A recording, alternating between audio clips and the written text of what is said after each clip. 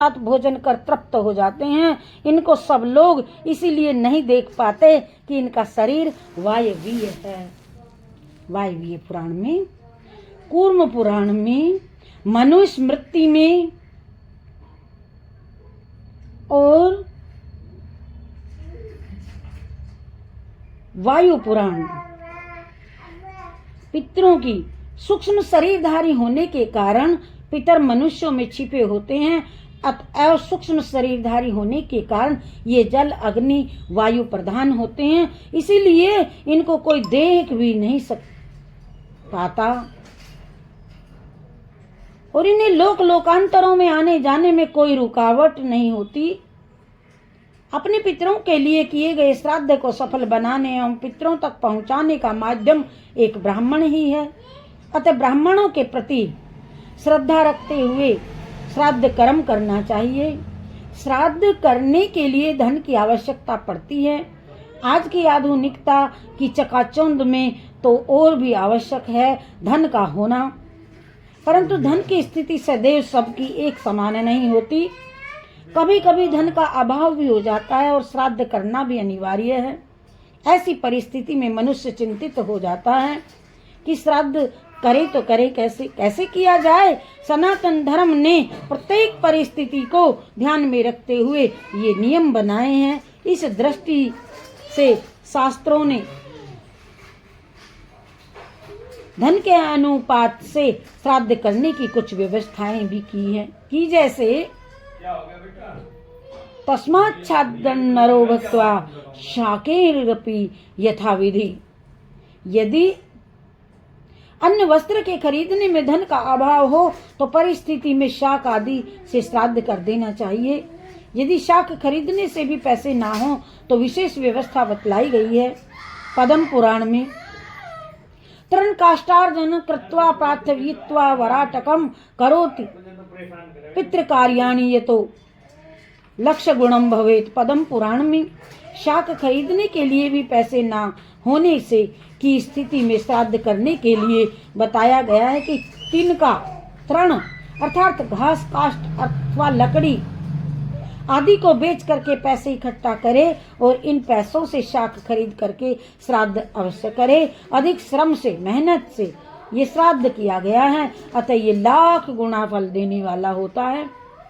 देश विशेष और काल विशेष के कारण कभी कभी लकड़ियां भी नहीं मिलती। ऐसी परिस्थिति में शास्त्रों ने बताया है कि घास से श्राद्ध हो सकता है।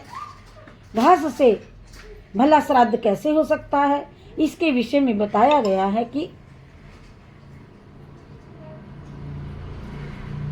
श्राद्ध के दिन यदि कुछ भी ना हो तो घास काट करके गाय को खिला दे, उससे उसको श्राद्ध का फल मिल जाएगा। और पद्म पुराण के अंतर्गत एक कथा भी आती है। ये कथा ध्यान देने के योग्य है, सुननी चाहिए। एक व्यक्ति धन के अभाव से अत्यंत ग्रस्त था। उसके पास इतना पैसा नहीं था और शाक खरीद भी सके तो इस स्थिति में वह आज भी श्राद्ध की तिथि आ गई और कुतप काल भी आ गया और इस काल के बीतने पर श्राद्ध नहीं हो सकता था और ये बेचारा घबरा कर रोने लगा। आखिर श्राद्ध करे तो कैसे करे।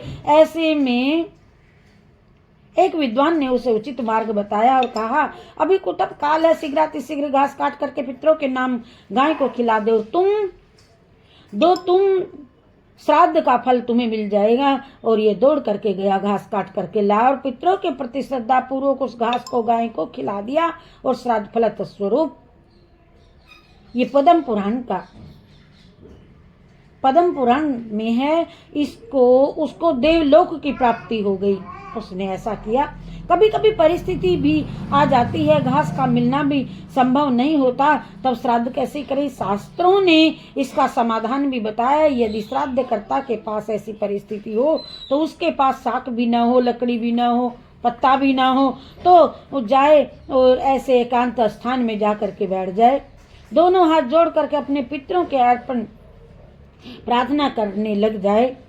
ये बताया है कि मेरे पितृगण मेरे पास श्राद्ध करने के लिए ना तो धन्य है न धान्य है, हाँ मेरे पास आपके लिए श्रद्धा भक्ति है। मैं इन्हीं के द्वारा आपको तृप्त करना चाहता हूँ, आप तृप्त हो जाएं। मैंने शास्त्र की आज्ञा के अनुसार दोनों भुजाओं को उठा करके आकाश में उठा रखा है।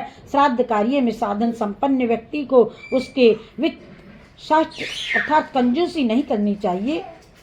अपने उपलब्ध साधनों से विशेष श्रद्धा पूर्वक श्राद्ध अवश्य ही करना चाहिए। और उपयुक्त विधानों से यह स्पष्ट हो जाता है कि प्रत्येक मनुष्य को किसी न किसी प्रकार से श्राद्ध को अवश्य करना चाहिए।